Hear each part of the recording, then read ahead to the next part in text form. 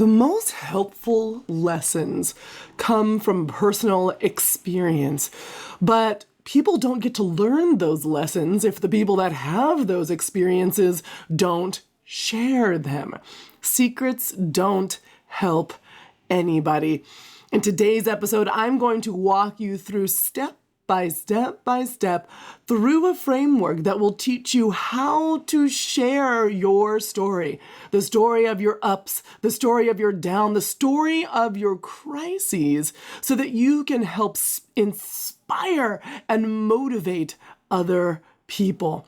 Today is the day where we unearth the magic that is you. And yes, people want to hear your story. All right, let's go. Welcome to the Flourishing Entrepreneur Podcast with Aleya Harris.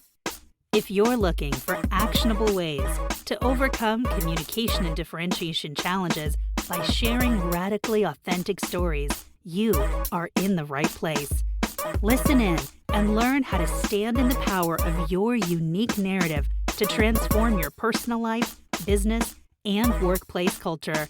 And now, your host, award-winning international speaker, strategic storytelling consultant, and Japanese whiskey lover, Ruby Coral's mom, Aleya Harris.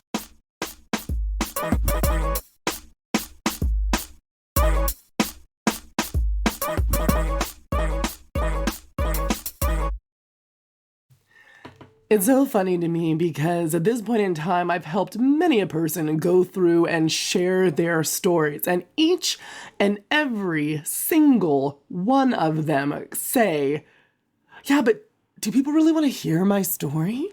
There can't be that many people that want to hear a story of a single mother again, or people who want to hear the story of an entrepreneur again. To which I say, yes.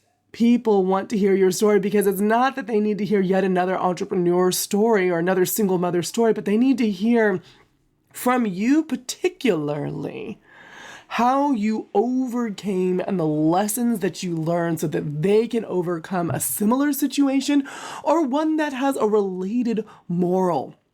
If your story about being a single mother, for example, is all about resilience, well, there's a lot of situations in which people need to be resilient in their lives, and there's a lot of connection that can be built by you telling your story of resilience. So yes, you have a story to tell, and people need to hear your story. Your personal story not only is great for building a business, but it's great for building a signature talk and just adding a little bit more humanity and authenticity to your overall brand. So today I'm going to walk you through how to tell your crisis story so that you never let a good crisis go to waste. It is such a shame when you go through something and yeah, you might have learned a lesson, but nobody else gets to benefit from it. So why did you even go through it? Why did you even deal with those hard times if you can't help anybody else avoid them, go through them, survive them? That's the whole point of being humans here, having a spiritual experience, is that we get to support and love and uplift each other. And that's exactly what the power of a good story does. When you're talking about your own crisis story, I want you to realize that it's not just your personal saga. It's a beacon of empathy, inspiration, and understanding. And, my friend, the world needs that. The world needs that, especially right now. And yes, especially from you. I was on a call today, actually, with somebody who said, here are the 3 things that I did or learned. They're not much. And then when I heard them, I heard actually 5 amazing key points that I was very curious about her diving more deeply in so that I could learn about them. And when I read them back to her, she goes, oh my God, that's amazing. I would want to hear that story. It's like, yes, of course you would want to hear that story because it's fascinating. We often just don't know how to tell a story that makes it fascinating because we underestimate the power that our story has. So We're going to talk about building a crisis story here in 3 steps. First, you're going to get real. So you're going to need to take stock of everything you've overcome, especially the messy bits. The parts that are like, ooh, does she really want me to talk about that? I don't really want to talk about that. Yeah, that part. That's the one. That's the one I'm talking about. The thing that you've overcome.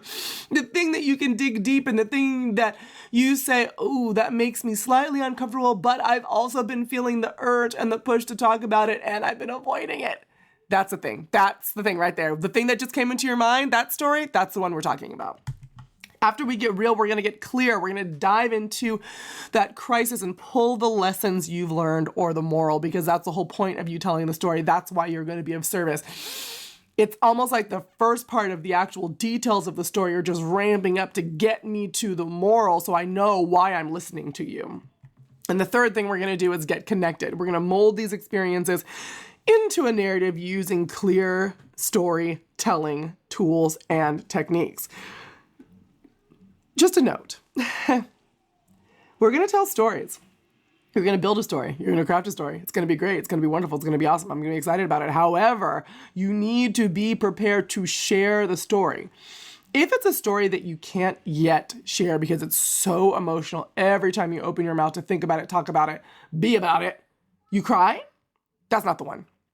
That's not the one. Because tears on stage are manipulative. Because when a speaker cries on stage, unless someone asks them a question, something unexpected happens, but when they cry through a presentation, I immediately turn off. Is it because I'm a cold-hearted, BI, whatever? No. It's because they've practiced that presentation multiple times. They wrote it, they put it together. At this point in time, if they are crying through it, it either means that they should not be telling the story or they're forcing themselves to cry to manipulate me as an audience member to have a reaction, and I don't like it. So you need to be prepared to share. So if it's a story that you cannot share, don't share it yet. If it's a story that you're just really being pushed to share and you just need to write it down and get it out, that's the one. Because if you can't share it now with yourself, when you read it, you won't be able to share it from the stage, which is ultimately where you can help people at scale, where you can love people at scale, where you can help inspire, motivate, encourage people at scale from the stage. Okay, let's dive in. Let's get real. The first thing I want you to do is to collect your crises. I'm not trying to be a Debbie Downer, but these are the things that make you you. When you go through a crisis, what it does is it sets up a comparison. It sets up something for you to react to. It illustrates for you what you don't want so that you can understand better what you do want. However, we often don't look at it like that, but you, my friend, do. I know you do, because if you have a story in your mind, it's a story that you've overcome something. And in that overcoming of something, that means that you've gotten to the other side and can tell the tale. So you found the lessons, you found the value. Now it's time to collect them and put them all in one place so that we don't waste them. We allow you to share them as they need to be shared with other people. So you don't have to write them all out yet. These are just quick bullet points. So some examples of my crisis stories that I would bullet point would be postpartum depression, physical disability due to stress and burnout, failed membership launch that cost me $30,000 on which I made $0, being laid off twice. Some other ones that have come from previous Spark the Stage participants have been falling off their bike as a kid, divorce, loss of a loved one. These are all the crises. Just list them all. Set a timer even for 5 minutes. List as many of them as you can and see what you got. See what you got. And then if you're not done yet, keep going. But see what you got after 5 or 10 minutes. If you can really get down into the number of crises that you have available to you. The more that you get out in this stage, and you're not putting a whole lot of thought into it, the more that you get out into this stage, the more as we funnel it down, you'll have to work with. Your crisis stories could be stories that you share in your presentation. They could be the foundation of an entire presentation. They could be the foundation of your entire work, methodology, or framework that you're going to be developing. And they can be used to inform your why. So human beings are often searching for purpose. And it's really hard to figure out what it is. Because you came here, and we have this innate feeling like we came here for a reason, for something to do. where it's not just happenstance. It feels too well designed to be a fluke. So we're constantly looking for our why, but often we look externally for our whys.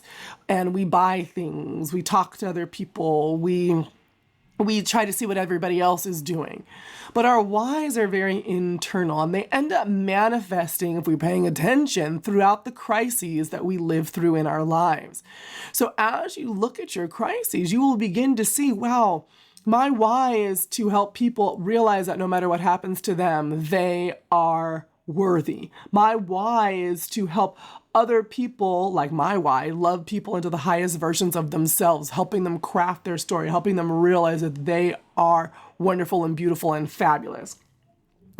Depending on what you've gone through, you'll start to see inklings, whether it's in how you overcame your crises, the types of crises that you find yourself in, etc., what your why is. Why is this important as a speaker? Because as a speaker, people are often focused on, I'm going to get up on the stage, I'm going to look fabulous, I'm going to have the mic in my hand, and I'm going to say some type of presentation. But they're less focused often on having something good to say.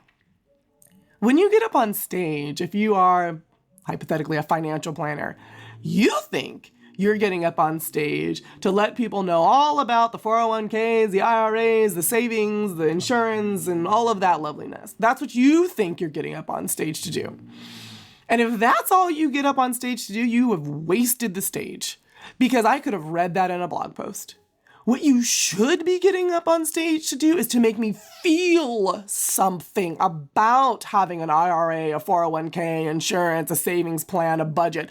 I should feel something, and you should be telling me a story that makes me feel something. And the stories that you tell me should be related to something that you have experienced. So then now, not only am I feeling something about my life, but I'm connected to you and the feelings that you've had regarding the same subject. That's why people get up on the stage. You have something to say that's relatable that I can't get in a blog post. I can't share that energy with you unless I'm standing or sitting in front of you in a room, in an audience, and you are giving me something else. When you are excavating your crisis story, you are figuring out what that something else is, your purpose, the thing that you're saying, your whole reason for communicating through any medium, but especially from the stage. Once you gather your stories, I want you to look at them and look at all the crises that you've overcome and realize how amazingly resilient you are. Congratulations,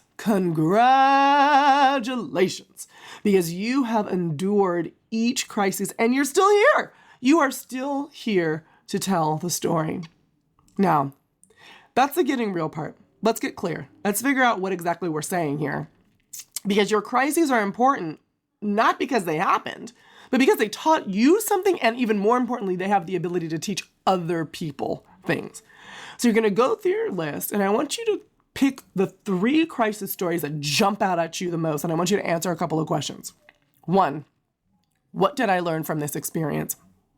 2, how did it change my perspective or approach to life? 3, what strengths did I discover in myself through this crisis? And 4, what are the common threads across these 3 crises that are clues to my higher purpose? Rewind it if you need those questions again. But those 4 questions, if you can answer them, you're going to start pulling out elements that you're going to use to craft your crisis story a little further out. Because again, it's all about what you learn, but you have to get clear. It can't just be this nebulous feeling. So for example, from my postpartum depression, what did I learn? I learned so many things. 1, I learned that having knowing is better than believing. I had a knowing that God, Spirit, is real, and I knew that I was going to be well taken care of. Knowing is better than believing because believing requires faith. Faith in something that you can't see. Knowing is just, it is what it is. I know that it is true. And I had done the work before I had gotten pregnant and during my pregnancy to develop a strong relationship with God, strong relationship with spirit. So I had a knowing. I no longer required belief. And because of that, I knew that I was going to see the other side. There were times where I was like, what the heck is going on? But I knew that this was, one, for my highest good, even though it sure as heck didn't feel like it. And two, that I was going to come out of this because I was so loved. I am loved, and so are you. That's one of the lessons that I learned. How did it change my experience and approach to life? It had me chill the F out a little bit, right? If I know that things are always working out for my highest good, no matter what, and that might require me going through some things so that I can better relate to an audience, I can better help someone else, I can better refine something in me, then it's really just about breathing through it and having patience, as opposed to trying to push, trying to strive, trying to make it work no matter what. Don't have to make anything work. I can just live and just be, knowing that things are working out, and follow intuitive movement rather than forcing everything. What strengths that I discover in myself through that crisis? I discovered that I am just in general physically stronger than I thought I was. I'm mentally stronger, and one of my biggest fears, not necessarily fear of dying, because that's going to happen, so why be scared of it? But I really don't want to have Alzheimer's. One of my fears is, and I try not to put too much energy to it, so I'm just going to say it and drop it. One of my fears is that I will lose my brain and I won't be able to think and process information. And I prize my intelligence and my ability to connect using my brain and my words. And so for me, that's something I really don't want to have happen. And during postpartum, I obviously didn't have Alzheimer's, but I was not able to think and process. I was like for real mental illness. I couldn't think, I couldn't process. I was extremely forgetful. I didn't trust myself. I didn't even want to drive because I felt so uncomfortable with the way my brain works. And you know what? I made it on the other side. And you know what? I figured it out. And you know what? I recovered from that, and everybody still loved me anyways. So the strengths that I discovered is that myself as Aleya, I am strong even without all of my mental capacities there, right? And what are common threads across crises? Through my life, it's always been about, I have to do it. You can tell me about it, but I have to do it. I have to experience it, because otherwise I won't learn from it. And that's a damn shame. It really is. I would love it not to be that way. But throughout my life, that's what it's been. And it's allowed me to better relate to people, better relate to my clients, better relate to my audiences. Because if I had never gone through things, I would never be able to help other people go through things. And I say that I am trying to love people into the highest versions of themselves. Well, in order to make that true, I have to know what the lowest versions look like, or even touch them, understand them, right? Even just for a little while. So that is, if I went through that exercise and just a small portion of it, that's how I would pull it out. Once you have those 3 stories and you really start to clarify them using those questions, I want you to find your path to victory. For those 3 crisis stories, what are the 3 steps you took to go from crisis to success? This is your rags to riches story, but I need you to tell me what you did very specifically. For my postpartum depression, I asked for help and accepted help. I shared my story, and I clarified and obsessed over my vision for the future. Those 3 things helped me go from being incredibly depressed to the woman who was able to talk to you on this mic and hold a full sentence in her brain at one time, right? So without these steps, you're not painting a bridge for people from where they are to where they want to be, and it still makes them feel lost. The 3 steps are incredibly important. Okay, we've gotten real, we've gotten clear, now let's get connected. This is where the so what comes in. Remember, you're dealing with narcissists with short attention spans. Is it about me? Can you make it about me? Was it about me 5 minutes ago? Can you make it about me 5 minutes from now? Because I don't remember if you made it about me yet, and I would love it to be about me. That's who you're talking to. Even if they're the most lovely people, when anybody is sitting in front of an audience, that's what they are interested in. So your story has to include a so what? What's in it for me? And that's where the construction of the story really helps. So I'm going to break down for you the crisis story framework. It has 4 parts, and it will help you captivate their attention, articulate their path forward, and the whole time making it really about them, even though you're telling your story. The first thing I want you to do is to set a time and place. For example, it was a hot summer day in 2003, but my hands were cold as ice. Step 2, articulate the problem that caused the crisis. Don't just say, this is what it is, but describe how it makes you feel and why it was just plain wrong that you had to deal with that issue. 3, you're going to outline those 3 steps that we just talked about and how you resolve the problem and the outcome and the moral. You're going to share what you learned so your audience can benefit from your perspective. And 4, you're going to relate it to the overall context. It could be the overall presentation.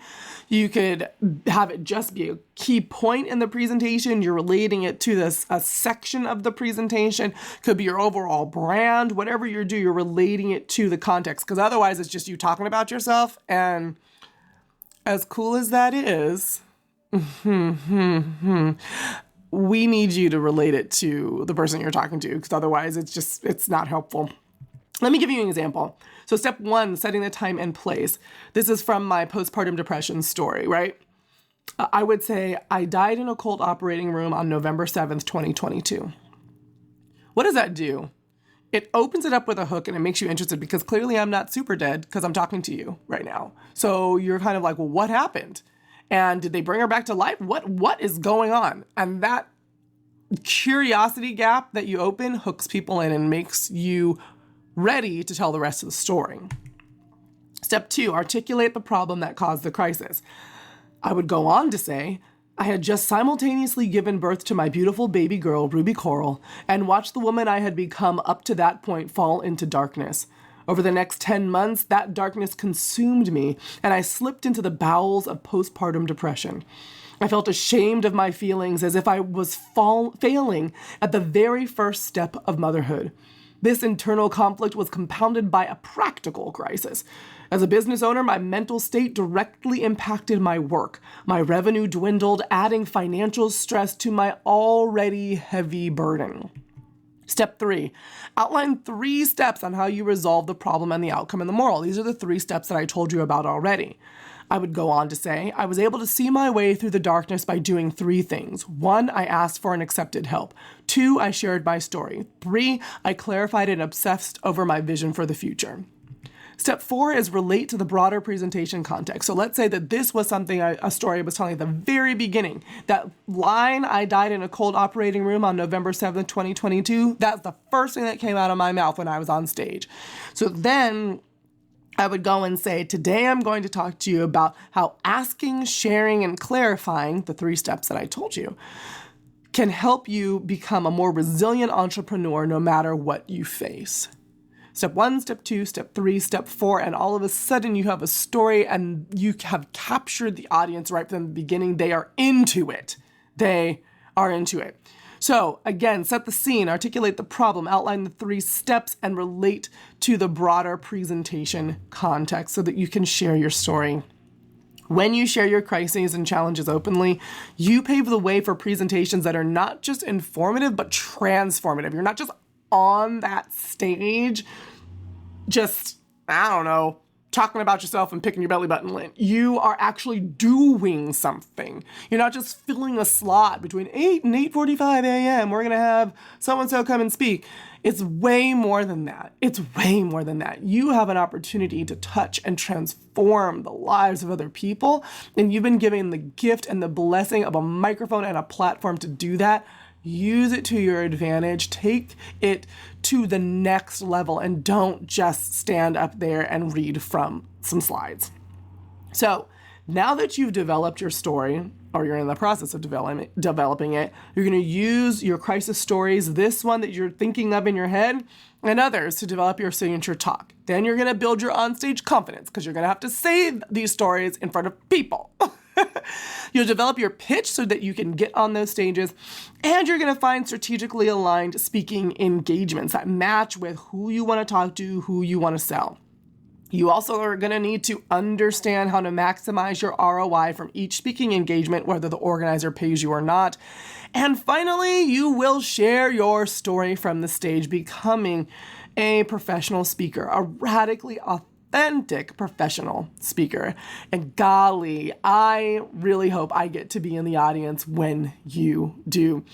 If that all sounded like, okay, that sounds great, but I really could use some help on doing those things, I invite you to join my program, Spark the Stage. Spark the Stage is a 6-week on-demand and live-taught course that helps entrepreneurs and executives become radically authentic professional speakers who can deliver a compelling signature talk from stage. If you're interested in signing up, go to www.aleyaharris.com/spark. ALEYAHARRIS.com/spark. Spark the Stage helps you grow your thought leadership brand, add a revenue stream, and leave an enduring legacy. By the time you are done, you will know how to communicate your authentic, unique message by using energy healing and storytelling techniques. You will have developed your signature pitch outline and presentation. You will build your onstage confidence. You will embrace the performance aspect of public speaking. You'll know how to get the gig and get paid, get some money, and you're going to maximize your ROI, whether the organizer pays you or not. We're not requiring them to pay you, but you're going to get this money, okay? You're going to get this money. I already have run a beta for this program and it went really, really well.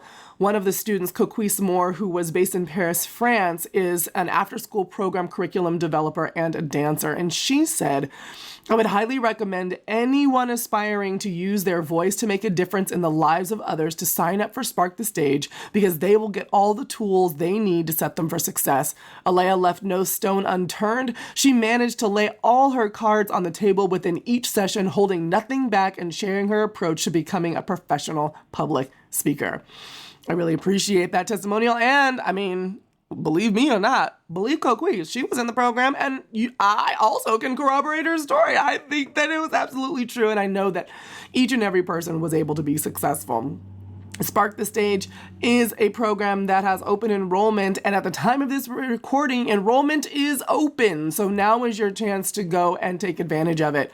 Through 6 weeks, through on-demand and live-taught courses, you will become ready to be a professional speaker. It's truly, truly a transformative experience.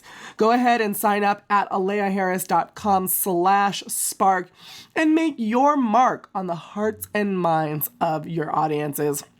All right, I can't wait to see you inside of Spark the Stage. And if you have any questions, just send me an email directly, Aleya, ALEYA, at aleyaharris.com. All right, that's it for this episode. My name is Aleya Harris. This is the Flourishing Entrepreneur Podcast, and I'm sending you lots of love and love and love and love and love and light and abundance. All right, bye for now. Thank you for listening to this episode of the Flourishing Entrepreneur Podcast with Aleya Harris. Vibing with what you hear? Leave a 5-star review to spread the love and be sure to click subscribe. We wish you love, light, and abundance. See you next time.